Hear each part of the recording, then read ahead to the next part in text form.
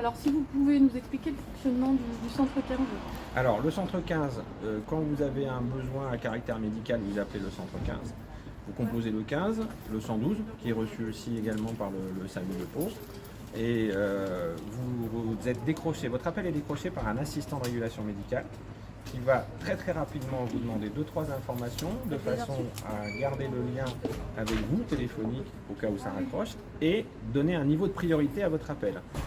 Ensuite, le niveau de priorité étant déterminé, il continue sa recherche d'informations pour préparer le travail du médecin qui, de toute façon, conclura le dossier par un diagnostic de situation. Combien de temps peut durer l'attente au téléphone pour les gens? Alors, pour le décrocher, très rapide. On est en dessous de la minute parce que c'est une priorité de ne pas laisser les gens attendre au premier décroché. Une fois que la priorisation est faite, votre caractère d'urgence est gradué, priorisé, et là, l'attente, pour passer en communication avec le médecin, peut aller au-delà d'une demi-heure. Est-ce que la situation de régulation qui a été mise en place aux urgences a eu un impact sur le centre 15? Alors au début oui, puisque les gens étaient inquiets de savoir comment ils pouvaient recourir au service d'urgence.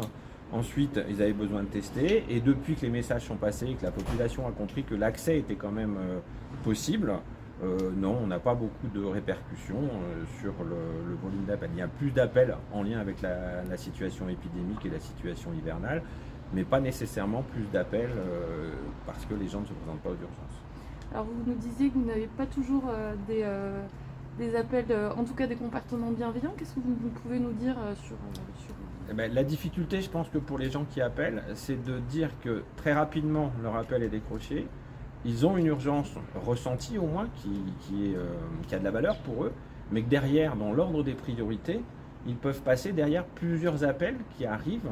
Hein, on est à plus de 40 appels à l'heure en moyenne, donc ça veut dire que très vite ils peuvent descendre dans la file d'attente et se sentir oubliés. Et effectivement, dès qu'ils décrochent, il y a l'angoisse qui était d'attendre qui ressurgit, et les comportements des fois sont un peu verbalement agressifs ou agacés. Et comment vous gérez cette pression et vos équipes? Eh bien, le mieux qu'on peut, c'est-à-dire que les gens sont préparés et formés.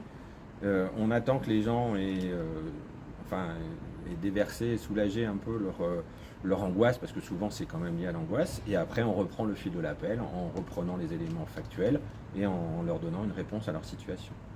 Merci beaucoup. Avec